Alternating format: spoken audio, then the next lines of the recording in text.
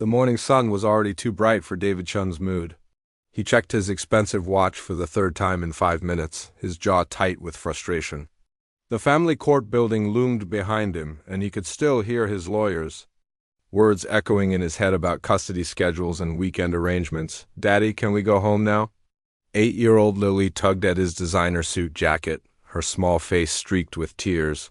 She had been unusually quiet during the entire court session, sitting between two lawyers who spoke about her life like she wasn't even there. "Which home, sweetheart?"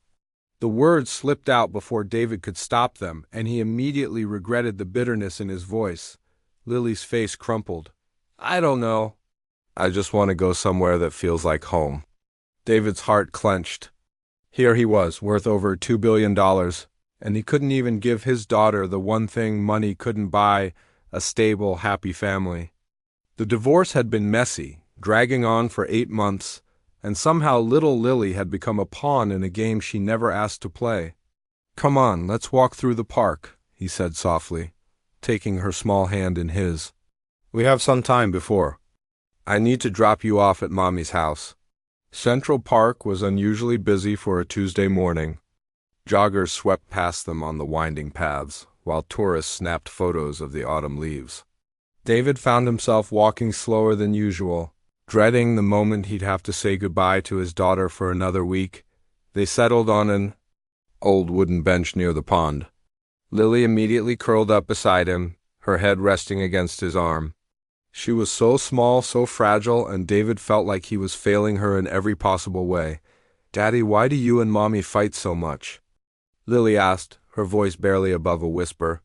The question hit him like a punch to the stomach. How could he explain to an 8-year-old that sometimes adults make mistakes? That sometimes love just isn't enough? That her parents had become strangers who could barely stand to be in the same room together? "Sometimes grown-ups have disagreements, baby girl," he said carefully. "But it has nothing to do with you. We both love you more than anything in the world." "Then why does it feel like I'm the problem?" Lily started crying again, harder this time. "Kids at school say their parents got divorced because of them. Maybe if I was better, you and Mommy would still live together?" David felt his own eyes burning. He had been so caught up in his anger, his hurt, his need to win against his ex-wife, that he hadn't truly seen how much damage they were doing to their little girl. "Lily, sweetheart, listen to me. Excuse me." A soft voice interrupted them. David looked up to see a young girl, maybe 11 or 12 years old, standing a few feet away. Her clothes were worn and dirty, her hair tangled, and she carried a small backpack that looked like it held everything she owned. But her eyes were kind, and she was looking directly at Lily with genuine concern. David's first instinct was protective. He pulled Lily closer, ready to tell this stranger to move along. In his world, people who approached his family usually wanted something, money, favors, or opportunities, but the girl didn't ask for anything. Instead, she sat down on the grass in front of their bench, crossing her legs like she was settling in for story time. "Hey there," she said to Lily, completely ignoring David. "I'm Zoe. I couldn't help but notice you were feeling sad. Do you want to talk about it?" Lily peeked out from behind David's arm, curious despite her tears. "I'm not supposed to talk to strangers. That's very smart," Zoe said with a smile. "Your dad is right here, so you're safe. Sometimes it helps to talk to someone new, though. Someone who doesn't know all the complicated stuff." David was about to interrupt, to politely but firmly ask this homeless girl to leave them alone. But something in Zoe's manner stopped him. She wasn't acting like the other street kids he occasionally encountered in the city, aggressive, desperate, or putting on a show. She seemed genuinely concerned about Lily, nothing more. "My parents are getting divorced," Lily said quietly, "and I think it's my fault." Zoe nodded seriously, as if this was the most important thing anyone had ever told her. "That sounds really hard, but can I tell you a secret? Parents get divorced because of parent reasons, not kid reasons. It's like when two puzzle pieces just don't fit together anymore, no matter how hard you try to make them work." "But what if I was a better puzzle piece?" Lily asked. "Oh, honey, you're already perfect exactly as you are," Zoe said. And there was something in her voice that made David's chest tight. You know what I think? I think you're lucky to have a dad who brings you to beautiful places like this when you're sad. Look around. Do you see all the magic here? Lily lifted her head, following Zoe's gaze around the park. What magic? Well, see that duck over there? The one with the green head? He's been swimming in this same pond for years, and every day he discovers something new. Yesterday might have been hard for him, tomorrow might be uncertain, but right now, in this moment, he's just enjoying the water and the sunshine. David found himself listening intently. This girl, who couldn't be more than 12 years old and was clearly living on the streets, was speaking with a wisdom that seemed far beyond her years. And see those trees? Zoe continued, pointing to the oak trees lining the path. They lose all their leaves every winter. Everything green and beautiful just falls away. But they don't give up. They wait patiently, and when spring comes, they grow new leaves that are even more beautiful than before. Lily had stopped crying completely now, captivated by Zoe's gentle words. Sometimes families are like trees, Zoe said softly. Sometimes things have to change and fall away, but that doesn't mean something beautiful can't grow in a new way. Maybe instead of one big tree, you get to be part of two smaller trees that both love you just as much. How do you know all this? Lily asked, sliding down from the bench to sit on the grass next to Zoe. I read a lot, Zoe said simply. And I watch. When you spend a lot of time outside, you notice how nature works. Everything has seasons, sad seasons, growing seasons, beautiful seasons. The important thing is to remember that no season lasts forever. David was stunned. In 5 minutes, this homeless child had done what months of expensive child psychologists had failed to do. She had given Lily a sense of hope, a way to understand her situation that didn't involve blame or guilt. Are you homeless? Lily asked with the directness that only children possess. I am, Zoe said without shame.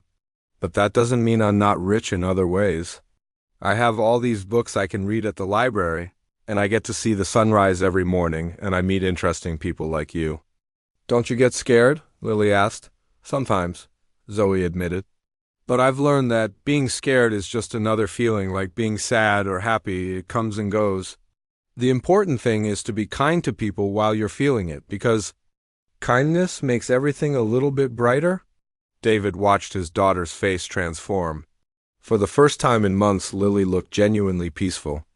This strange, wonderful girl had given her something that all his money and influence couldn't provide: perspective, hope, and the simple understanding that she wasn't alone in having difficult feelings.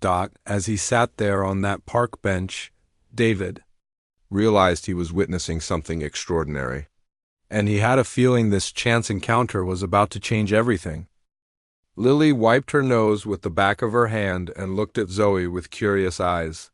How do you know so much about trees and ducks? Zoe's face lit up with excitement. Oh, that's my favorite question. Come here, let me show you something amazing. She stood up and walked a few steps toward the nearest oak tree. Motioning for Lily to follow, David hesitated for a moment, then got up from the bench. Something about this girl felt safe, trustworthy even.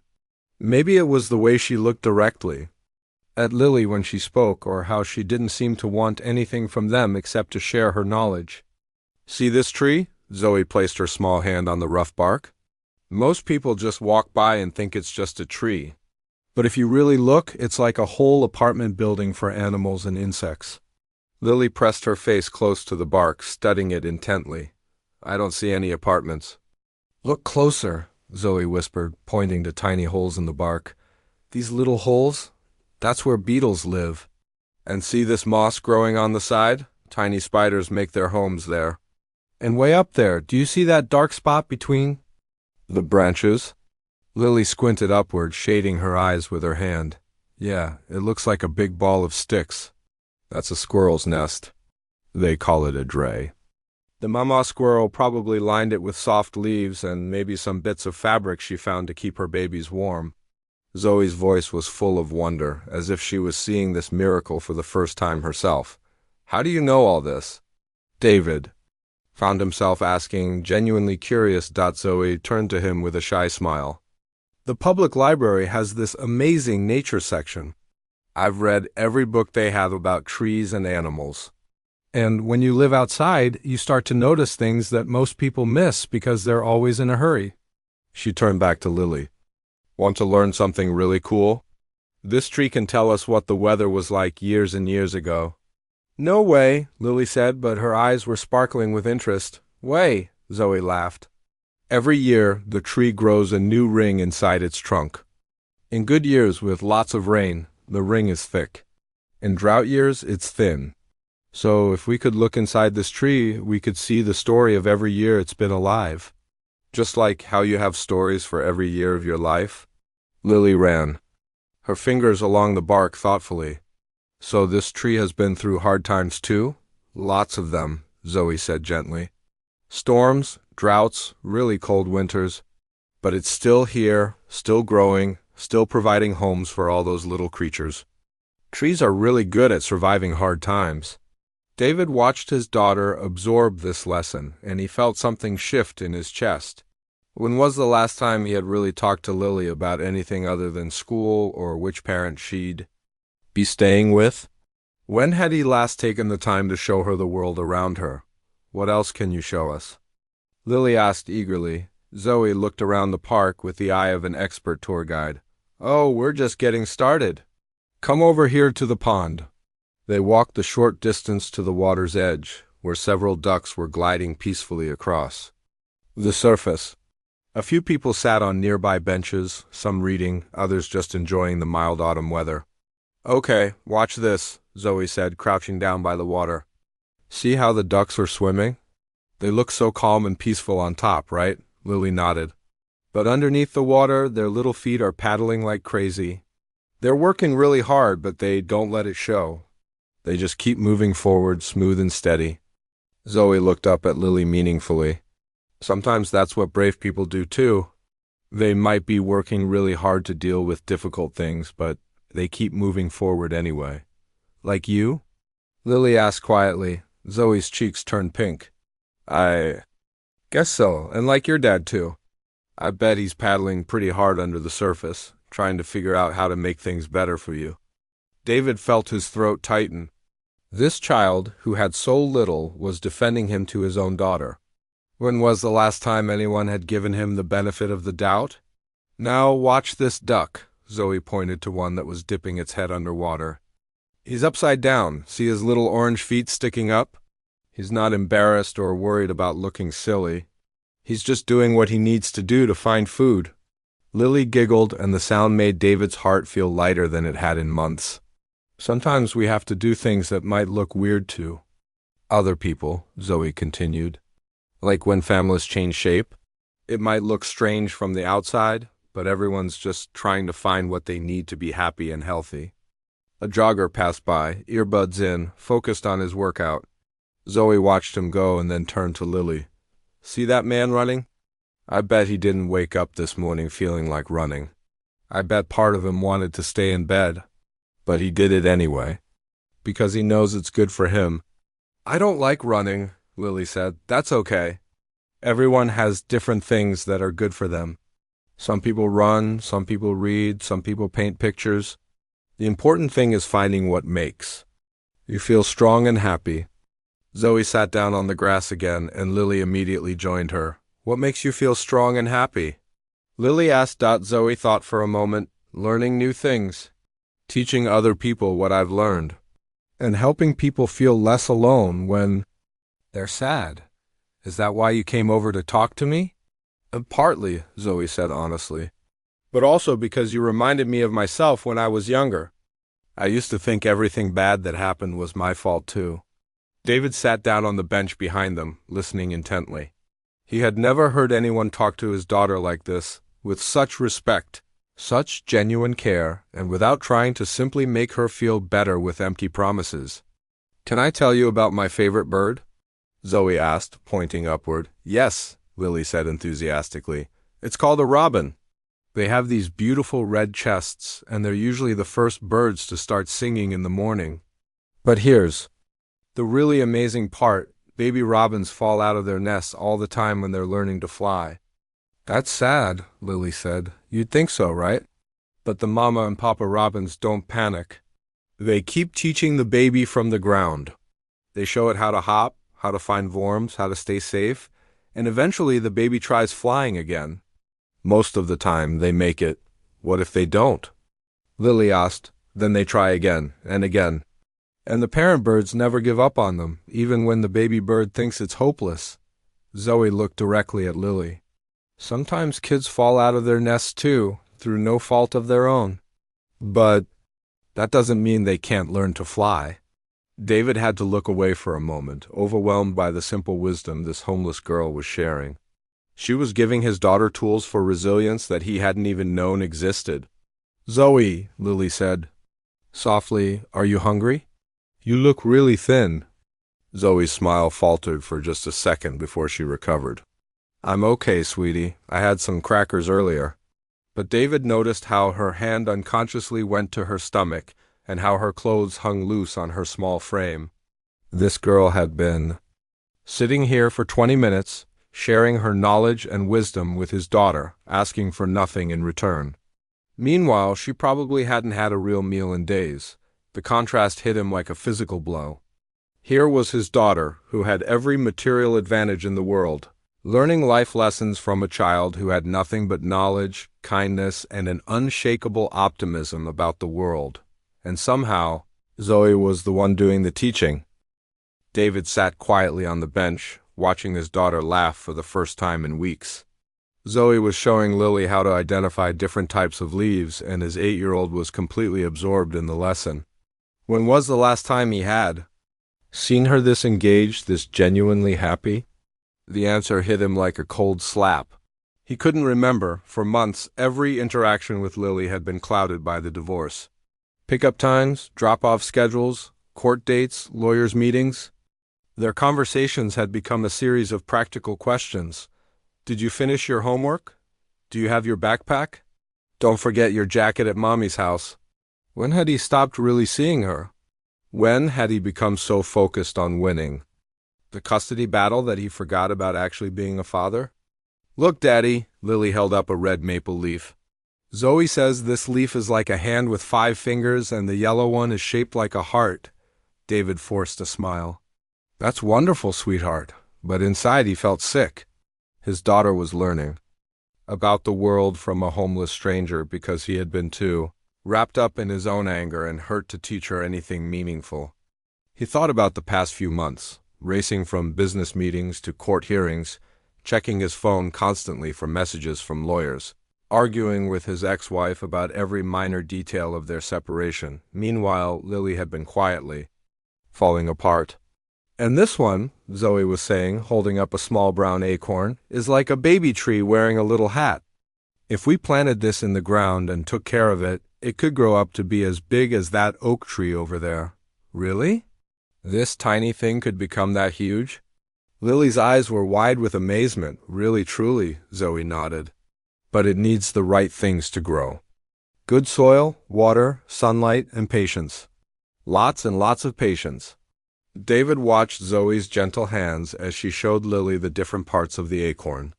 Those hands were dirty, with fingernails that hadn't been properly cleaned in who knows how long, but they held the acorn like it was something precious, something full of potential. How long had it been since he had touched anything with that kind of care? Everything in his world was about speed, efficiency, winning.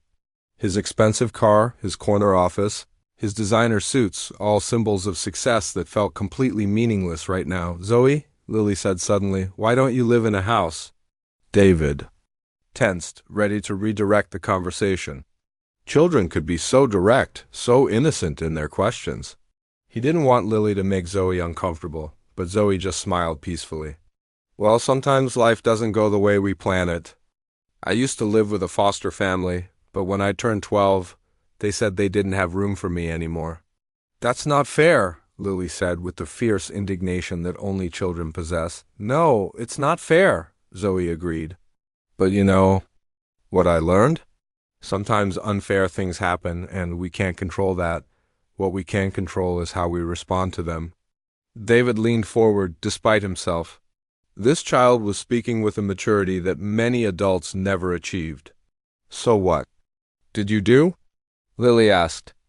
I decided that even though I didn't have a house, I could still have a good life. I could still learn things, still help people, still find beautiful moments every day. Zoe picked up another leaf, this one golden yellow. This leaf probably didn't plan to fall off the tree today. But look how pretty it is, even without being attached to its branch. The metaphor wasn't lost on David. He thought about his own family tree, how the divorce had scattered them all in different directions. But here was this remarkable girl, suggesting that beauty could exist even after falling, even after everything familiar was stripped away. Don't you get lonely? Lily asked quietly. Zoe was quiet for a moment, and David saw something flicker across her face. Just a flash of vulnerability before she composed herself again. Sometimes, she admitted. But then I remember that I'm never really alone. There are kind people everywhere if you know how to look for them. Like the librarian who lets me stay inside when it's raining really hard. Or the lady at the coffee shop who sometimes gives me day-old pastries. Or you and your dad who let me sit here and talk with you instead of telling me to go away. David felt a sharp stab of shame. How many times had he walked past homeless people without really seeing them? How many times had he assumed they were dangerous or lazy or somehow responsible for their own situations? Plus, Zoe continued, when you spend a lot of time by yourself, you learn to be your own best friend. You learn to find interesting things to think about, and you notice stuff that busy people miss. Like what? Lily asked, completely fascinated. Like how the pigeons in this park have learned to open trash cans with their beaks. Or how that old man who sits by the fountain every Tuesday brings extra bread just for the ducks. Or how the street musicians always play softer music when there are babies sleeping in strollers nearby. David realized he had never noticed any of these things. He walked through this park regularly on his way to business meetings, but he had never really seen it. He had been too busy thinking about profit margins and stock prices and beating his competitors. You're really smart, Lily said admiringly. Thank you, Zoe said. But you know what? Being smart isn't about knowing lots of facts. It's about paying attention to the world around you and caring about other people's feelings. David's chest tightened. When was the last time he had really paid attention to Lily's feelings? Not just whether she was crying or complaining, but what was actually going on in her heart and mind? He thought about this morning's court session. Lily had sat in that hallway for 2 hours while adults argued about her future. Had he asked her how she felt about any of it? Had he explained what was happening in terms she could understand? Had he reassured her that she was loved and wanted? No, he had been too focused on making sure his lawyer presented the strongest case for increased custody time. He had been thinking about winning, not about what winning actually meant for his daughter. Zoe, Lily said suddenly, I wish you could come home with us. David's heart stopped. He looked at his daughter's earnest face, then at Zoe, who had gone. Very still. That's really sweet of you, Zoe said softly. But I'm okay where I am. Besides, I bet your dad has lots of important things to do. The words stung because they were probably true. David's calendar was packed with meetings, conference calls, and business dinners.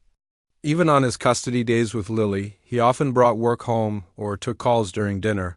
But looking at his daughter now, seeing how much brighter she seemed after just an hour with Zoe, David realized something that shook him to his core. All his success, all his money, all his business achievements meant absolutely nothing if he couldn't give his daughter what she really needed.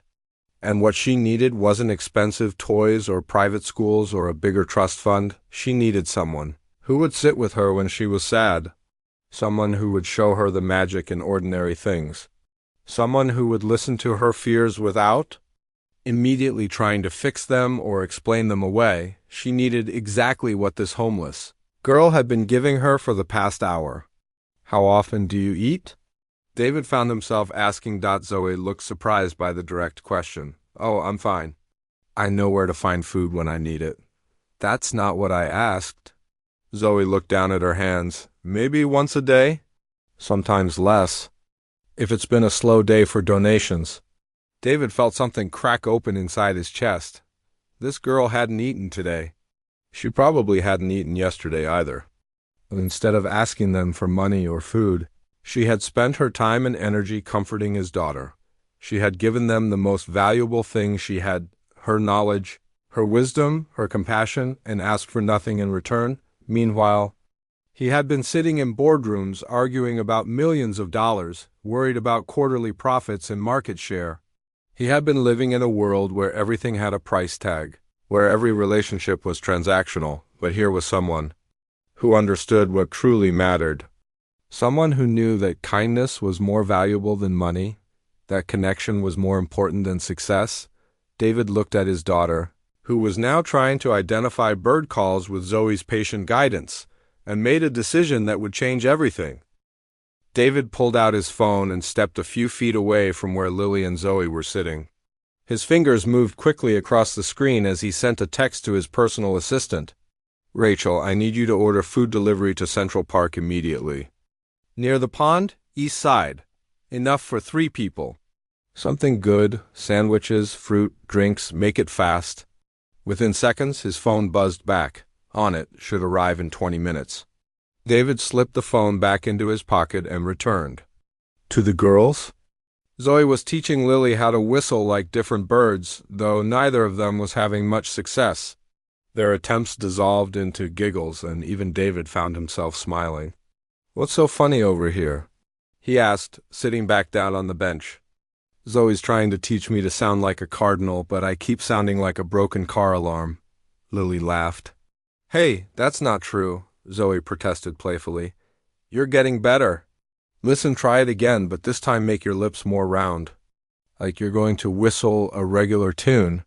Lily tried again, producing a sound that was definitely closer to a bird call, though still not quite there. "Better," Zoe encouraged. "You know, I've been practicing bird calls for 2 years, and I still can't do a woodpecker properly." "It takes time." 2 years? Lily asked. "How long have you been living outside?"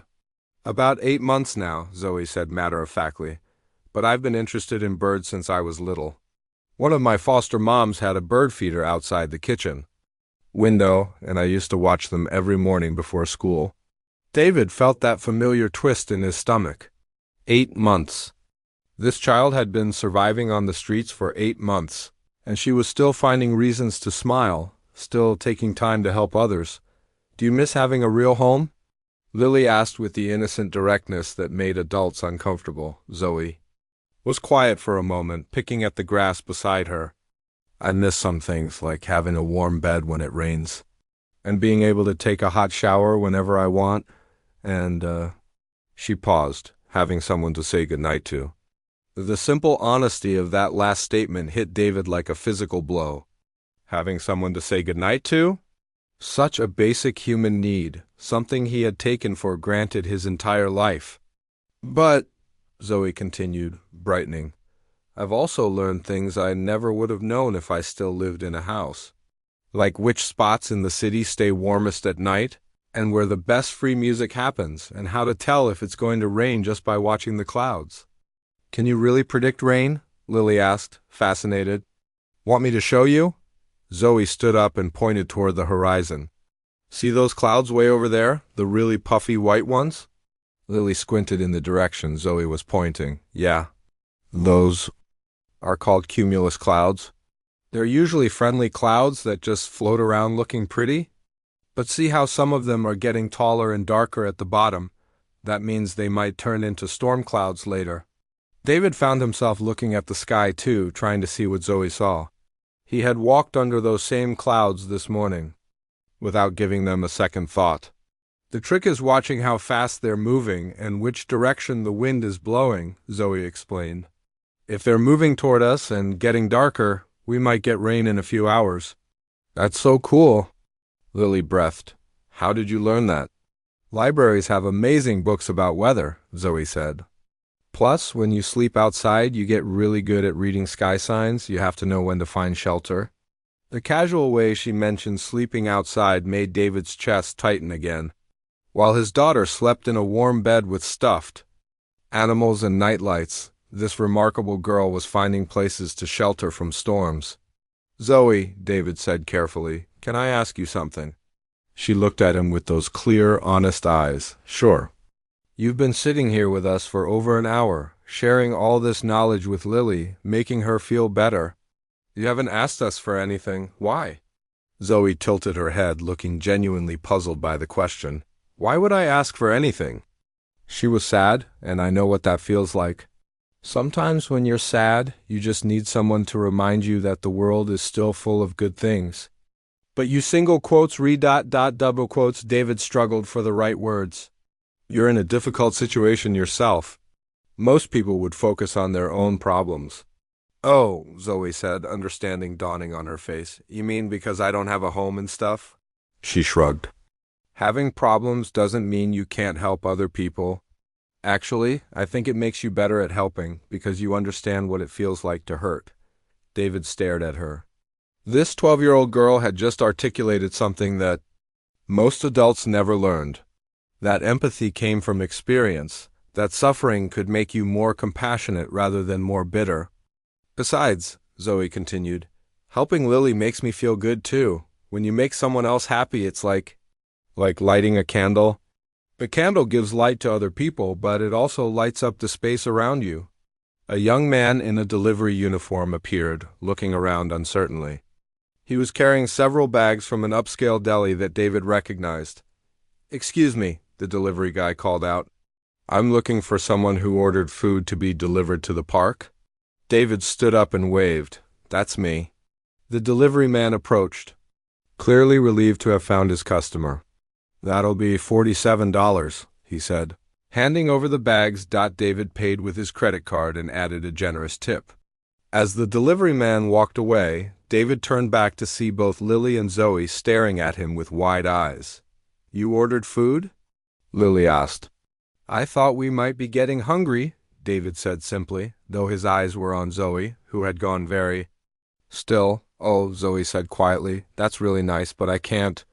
I don't have any money to pay you back." "Nobody's asking you to pay anything back," David said, sitting down and opening the bags. "Let's see what we have here." The deli had done well.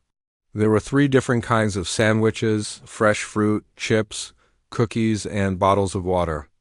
And juice. David spread everything out on the bench like an impromptu picnic.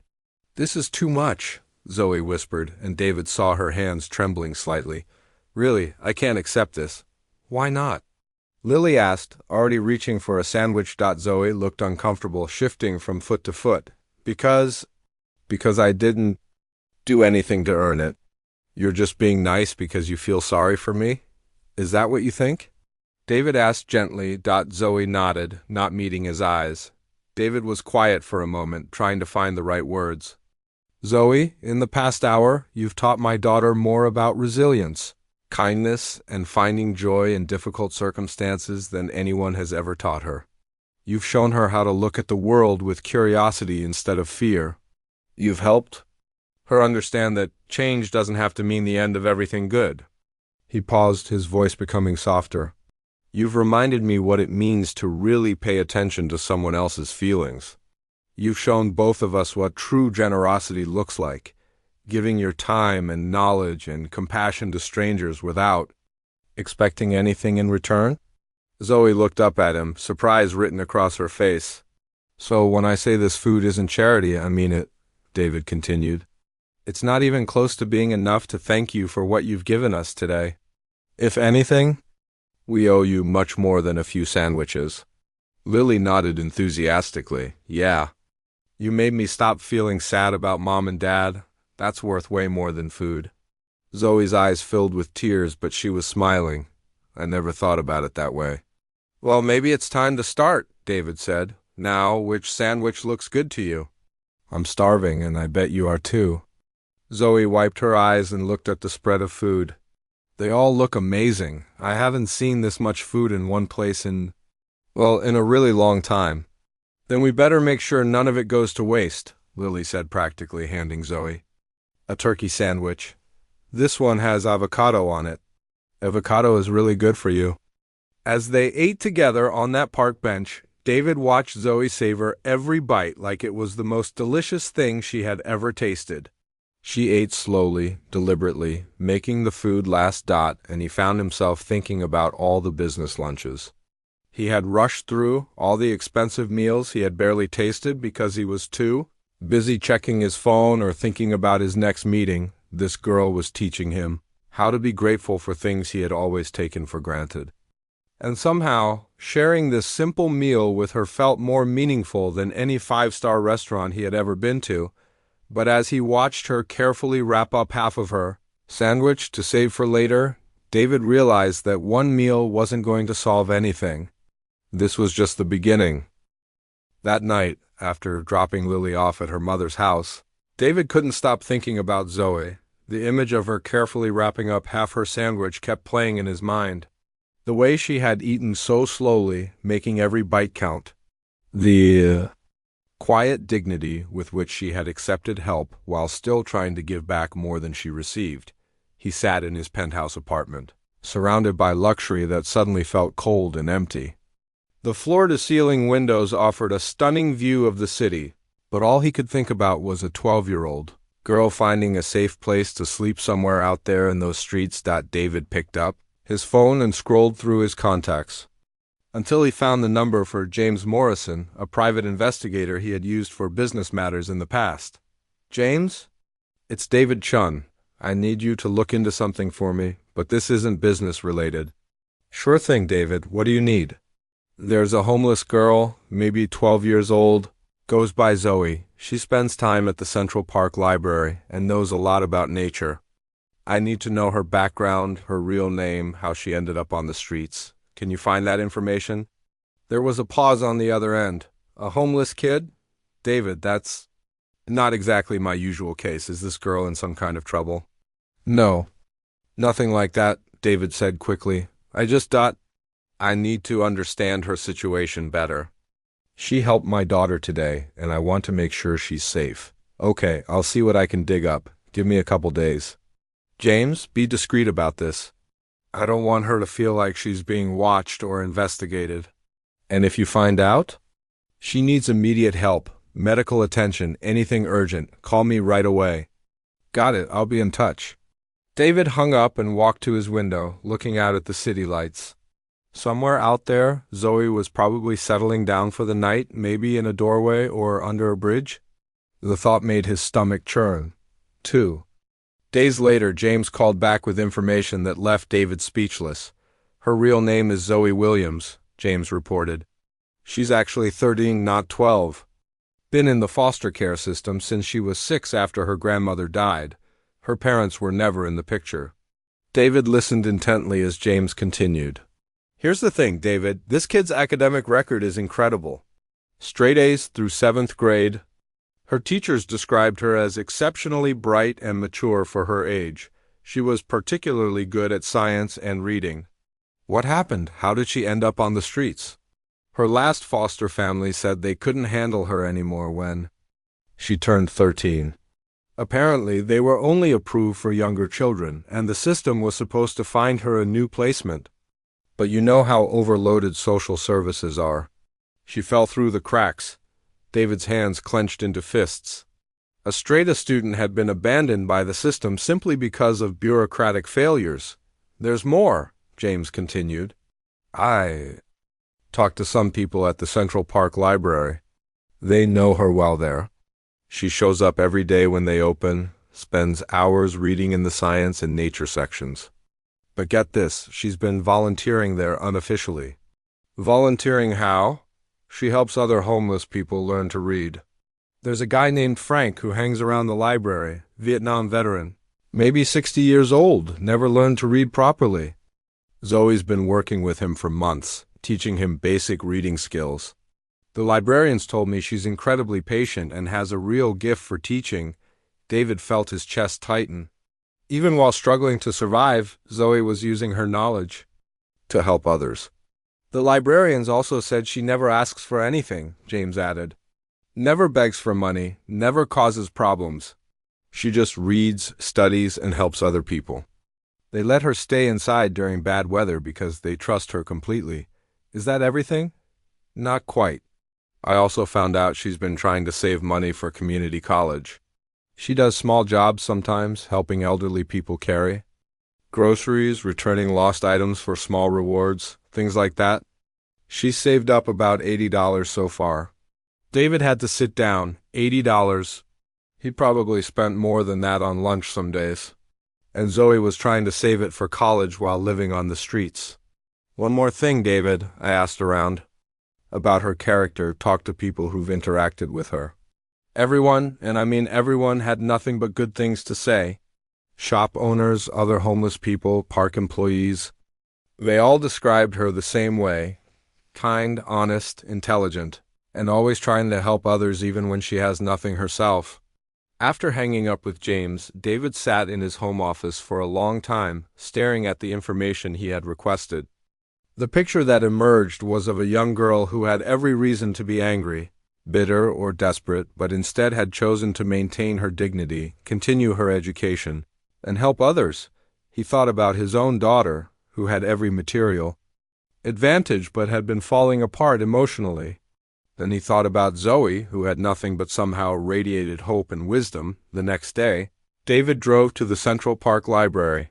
He wanted to see for himself what James had described. He found Zoe in the nature section, sitting cross-legged on the floor with several thick books spread around her. She was taking notes on a piece of scrap paper, writing carefully and small, handwriting to make the most of the limited space, but she wasn't alone. Sitting beside her was an older man with weathered hands and a beard that needed trimming. David recognized him from James's description. This must be Frank, the veteran Zoe was teaching to read. "Okay, Frank, let's try this sentence again," Zoe was saying patiently. "Remember, when you see together, it makes that sound we practiced."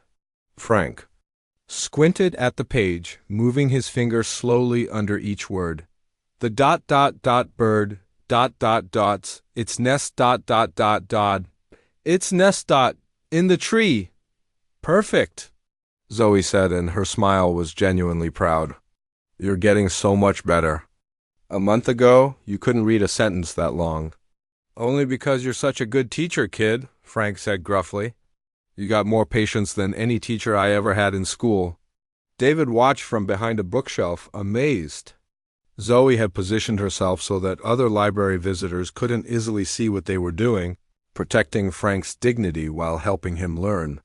"Okay, my turn to learn something," Zoe said, opening one of her nature books. "I'm reading about bird migration patterns. Did you know that some birds fly thousands of miles every year, going to the same exact places their parents went? How do they know where to go?" Frank asked, genuinely curious. "Scientists think they use the stars, the sun, and even the Earth's magnetic field like a built-in compass," Zoe explained. "Isn't that amazing? They have this natural GPS system?" David watched Frank's face light up with interest. Here was a man who probably felt forgotten by society, and this 13-year-old girl was treating him like his questions mattered, like his curiosity was valuable. A librarian approached them, a kind-looking woman in her 50s. "How are my favorite students doing today?" she asked warmly. "Great, Mrs. Peterson," Zoe said. Frank just read a whole paragraph about bird behavior. "That's wonderful, Frank," Mrs. Peterson said. "And Zoe, I have some new books that came in about marine biology. I thought you might be interested." "Really? Thank you so much." Zoe's eyes lit up like she had just been offered treasure. Mrs. Peterson lowered her voice. "Zoe, I brought some extra sandwiches from home today. Would you and Frank like to join me for lunch in the staff room?" David saw Zoe hesitate, that familiar struggle between pride and need crossing her face. "That would be really nice," she said quietly. "Thank you." As they gathered up their books, David heard Frank say to Zoe, "You know, kid, before I met you, I thought I was too old and stupid to learn anything new. You showed me that wasn't true." "You were never stupid, Frank," Zoe replied firmly. "You just needed someone to believe in you and give you time to learn at your own pace." David had to step outside the library because his eyes were burning. This girl, who had been failed by every system meant to protect her, was still finding ways to give hope to others.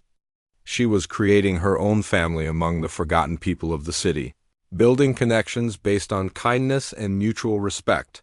He sat on the library steps, thinking about everything he had learned. Zoe wasn't just surviving, she was thriving, in ways that had nothing to do with money or material possessions. She had found purpose in helping others, joy in learning new things, and meaning in small acts of kindness. Meanwhile, despite all his wealth and success, David had been struggling to connect with his own daughter. He had been so focused on winning custody, on proving he was the better parent in court, that he had forgotten what being a good parent actually meant. But now he had seen what was possible. He had seen how someone with nothing could still give everything that truly mattered, and he was beginning to form an idea that would change all their lives forever. David spent the next 3 days thinking about everything he had learned. He couldn't focus on work meetings. Numbers on spreadsheets seemed meaningless. Even his upcoming court date about custody arrangements felt less important than the decision. Forming in his mind, he kept thinking about Zoe's face when she had said, "I miss having someone to say goodnight to." That simple statement had broken something open inside him. Here was a girl who deserved so much more than the world had given her. But this wasn't just about helping Zoe anymore. David had realized something that shook him to his core. His family needed her as much as she needed them. On Thursday morning, David called his lawyer. "Michael, I need to ask you about adoption procedures." "Adoption?" Michael sounded surprised. "David, you're in the middle of a custody battle with Lily. Are you and your ex-wife thinking about adopting together?" "No, this is separate." "I want to adopt a 13-year-old girl. She's currently homeless, no legal guardians." There was a long pause. "David, this is a major decision. Have you thought this through? Adoption is permanent. And given your current situation with the divorce, I've never been more sure of anything in my life," David said firmly. "What do I need to do?" "Well, first you'll need to contact social services. There will be background checks, home studies, interviews. The process can take months, sometimes longer. And David, I have to ask, why the sudden interest in adoption?" David was quiet for a moment. How could he explain that a homeless girl had taught him more about being a father in one afternoon than he had learned in 8 years? How could he describe the way Zoe had connected with Lily, the wisdom she had shared, the kindness she had shown despite having every reason to be bitter? "Because she's exactly what our family needs," he said finally. "And I think we might be what she needs too." After getting the initial information from Michael, David drove back to Central Park. He needed to talk to Zoe, but he was nervous. How do you approach a 13-year-old girl living on the streets and offer to change her entire life? He found her in her usual spot by the pond, reading a book about ocean ecosystems. She looked up when she saw him approaching and smiled warmly. "David, I was hoping I'd see you again. How's Lily doing?" "She's been asking about you every day," David said, sitting down on the bench beside her. "She wants to know when she can see you again." "Really?" Zoe's face lit up. "I've been thinking about her too. I hope she's feeling better about the divorce situation." "Actually, she is. You helped her understand things in a way that I never could." David paused, gathering his courage. "Zoe, can I ask you something personal?" "Sure," she said, closing her book and giving him her full attention. "If you could have anything in the world, what would it be?" Zoe thought for a moment, her expression serious. "That's a hard question. I mean, the obvious answer is a home and a family. But I've learned not to want things that might never happen. What if they could happen?" Zoe looked at him curiously. "What do you mean?" David's heart was racing. This was the most important conversation he had ever had, and he needed to get it right. "Zoe, I've learned a lot about you over the past few days. I know about your grades in school, about how you helped Frank learn to read, about how you're saving money for college. I know that you're one of the most remarkable people I've ever met." Zoe looked uncomfortable with the praise. "I'm not special. I just try to be kind to people." "That's exactly what makes you special," David said gently. "You've been through things that would make most people angry or bitter. But instead, you chose to stay kind, to keep learning, to help others. You taught my daughter more about resilience and hope in one afternoon than anyone else has ever taught her. She's a sweet kid, Zoe said quietly.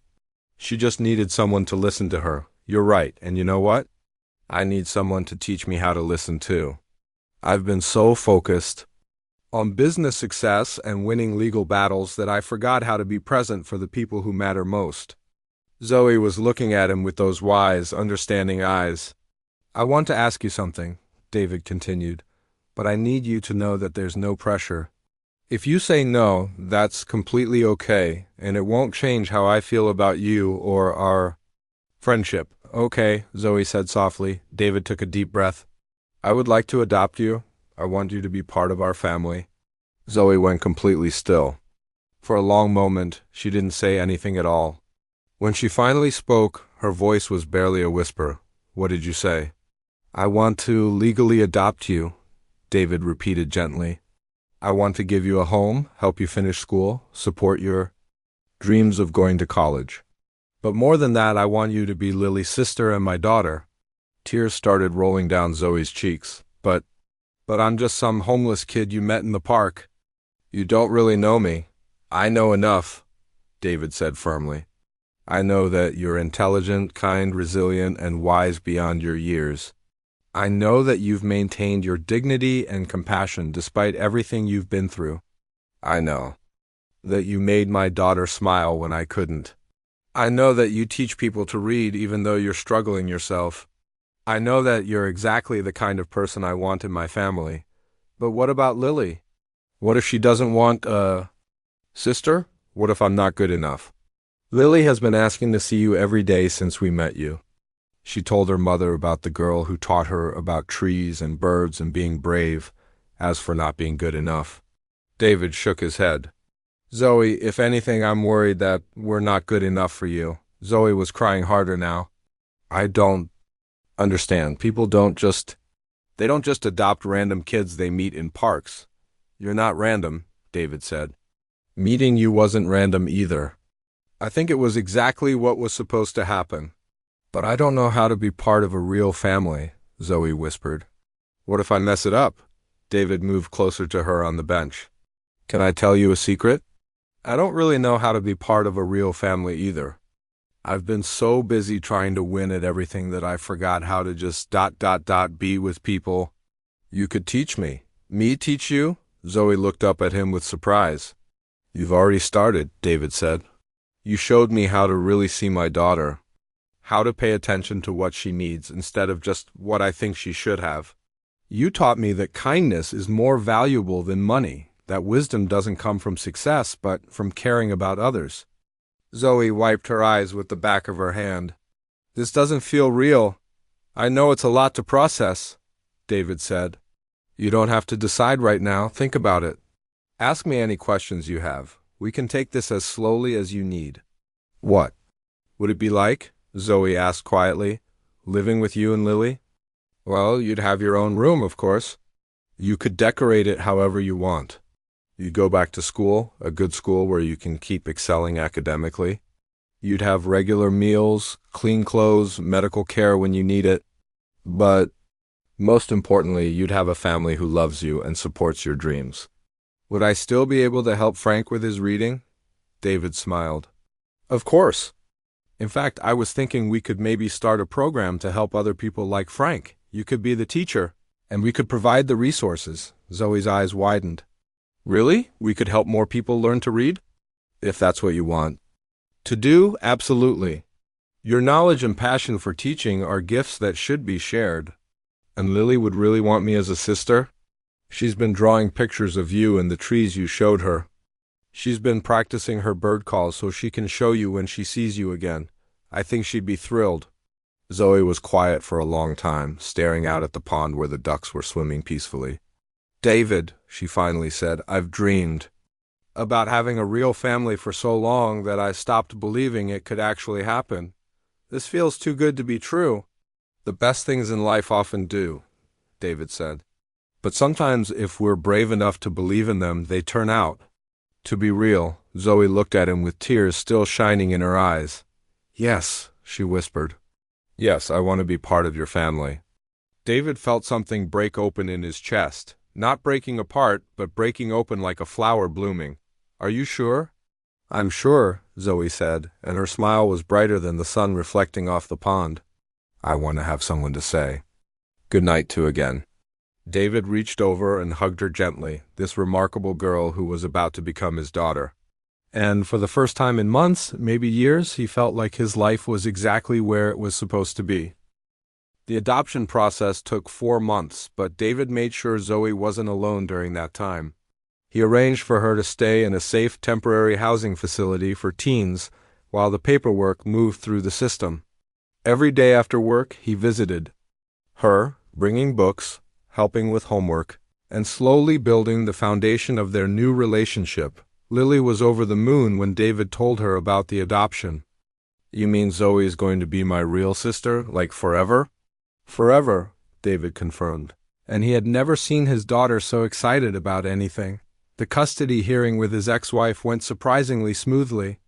When David explained that he was adopting Zoe, his ex-wife was initially skeptical. But after meeting Zoe and seeing how she interacted with Lily, even she had to admit that this strange new family arrangement seemed to be exactly what everyone needed.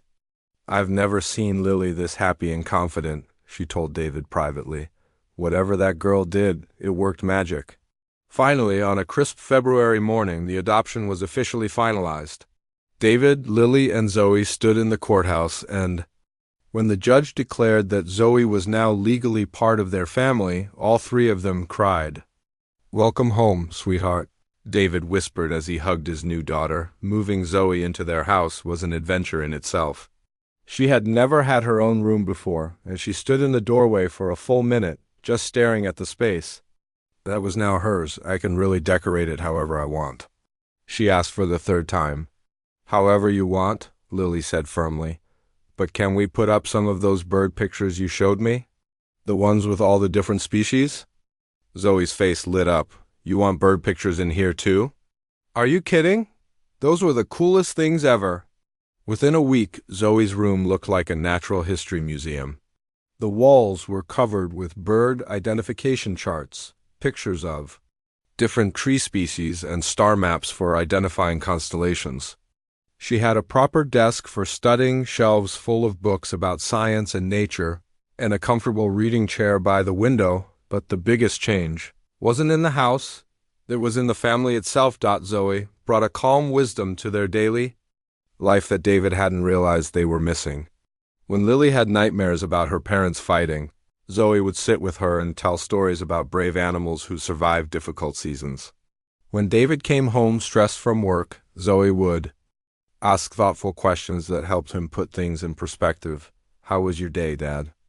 Became Zoe's regular greeting, and somehow the way she asked it made David actually think about his answer instead of just saying fine. Automatically. School was another transformation entirely. David enrolled Zoe in the same private school as Lily, and within weeks, her teachers were amazed by her academic performance and maturity. She's testing at a high school level in most subjects, her math teacher told David during parent conferences. But what's really remarkable is how she helps other students. She's patient, encouraging, and has a gift for explaining complex concepts in simple terms. Zoe had also kept her promise to continue helping Frank with his reading. Every Saturday, Frank would come to their house, and he and Zoe would sit in the living room working through books together. David would often find Lily joining these sessions, asking to learn more about helping people read. This is so cool, Lily would say, watching Zoe patiently guide Frank through a paragraph. It's like you're a real teacher. She is a real teacher, Frank would grumble affectionately. Best one I ever had. Watching these sessions gave David an idea that excited him more than any business deal ever had. Zoe, he said one evening as they sat down for dinner, how would you feel about starting a real literacy program? We could rent a space, get proper materials, train other volunteer teachers. You could teach people and also teach others how to teach. Zoe nearly choked on her water. You're serious? Completely serious. You have a gift for this, and there are so many people who could benefit from what you know. But I'm only 13, Zoe protested. So? That just means you'll have even more time to perfect your methods. David said with a smile. Lily bounced in her chair. Can I help too? I want to learn how to teach people. Of course you can help, Zoe said, her eyes shining with excitement. We could call it ... What should we call it? The Second Chance Learning Center, Lily suggested immediately. That's perfect, Zoe breathed. Because everyone deserves a second chance to learn. Within 3 months, they had opened the center in a small community space near the library. Word spread quickly through the homeless community and among adults who had struggled with literacy. Soon, they had 15 regular students and a waiting list. Zoe was in her element. David would often stop by after work to find her working with students of all ages, from teenagers who had dropped out of school to elderly people who had never had the chance to learn properly. She was endlessly patient, creative in her teaching methods, and seemed to have an intuitive understanding of how to make each person feel valued and capable. You know what's amazing about Zoe? Frank told David one afternoon. She never makes anyone feel stupid for not knowing something. She makes them feel smart for wanting to learn. David's relationship with Lily was transforming too. Following Zoe's example, he started really listening to his daughter, asking open-ended questions about her feelings and experiences. Instead of rushing through their time together, he learned to slow down and be present.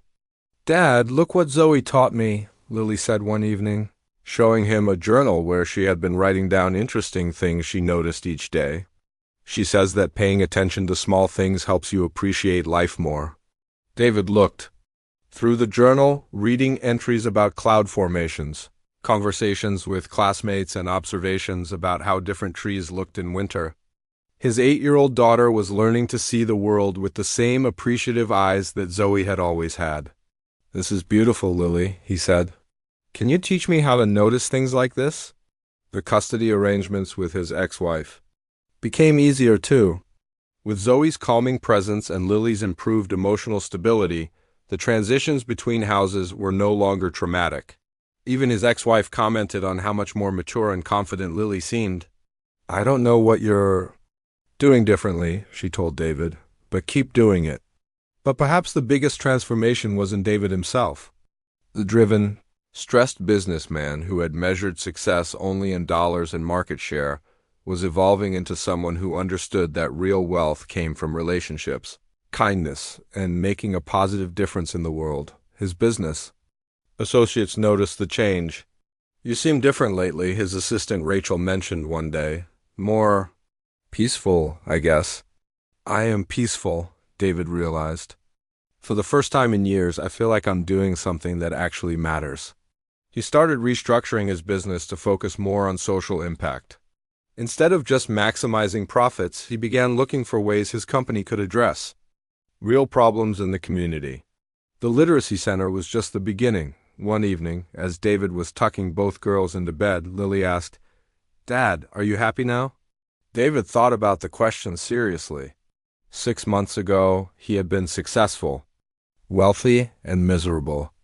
Now, with Zoe's quiet wisdom guiding their family and Lily blossoming under her sister's influence, he felt a contentment he had never experienced before. Yes, sweetheart, he said honestly. I'm happier than I've ever been. Me too, Lily said sleepily. I love having a sister. Later, as David said goodnight to Zoe, she looked up at him with those wise, grateful eyes. Thank you, she said quietly. Not just for adopting me, but for letting me still be myself. For supporting the Literacy Center and letting me keep helping people. Thank you, David replied, for teaching me what really matters. For showing me how to be a better father and a better person. We make a good team, Zoe said with a smile. The best team, David agreed, turning off her light and closing the door softly as he walked down the hallway of his home. David reflected on how dramatically his life had changed. A chance encounter in the park with a homeless girl had transformed everything. His relationship with his daughter, his understanding of success, his entire approach to life. Sometimes the most important moments don't announce themselves. Sometimes they come disguised as ordinary afternoons, as simple conversations on park benches, as unexpected meetings with extraordinary people who remind you of what it means to be truly human.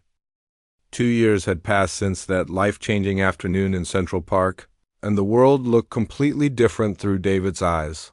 He stood at the window of his office, but instead of reviewing profit reports, he was watching a news segment about their literacy program on the television mounted on his wall.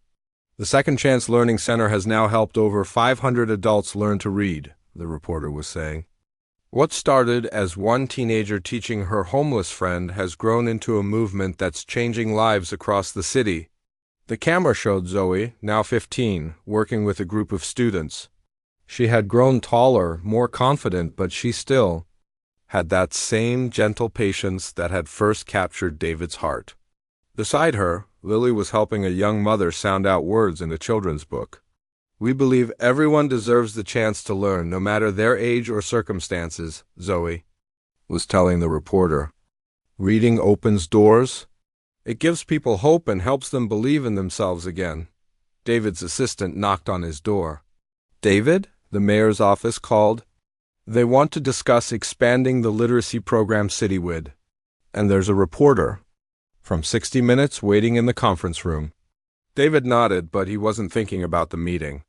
He was remembering how Frank had graduated from their program 6 months ago, reading at a college level and now volunteering to teach new students. How Mrs. Peterson from the library had become their first official partner hosting classes in community centers across the city. How the program had inspired similar initiatives in other states, but the real miracle wasn't the numbers or the media attention. It was the family that had grown around this work. That evening, David drove to the park where it all began.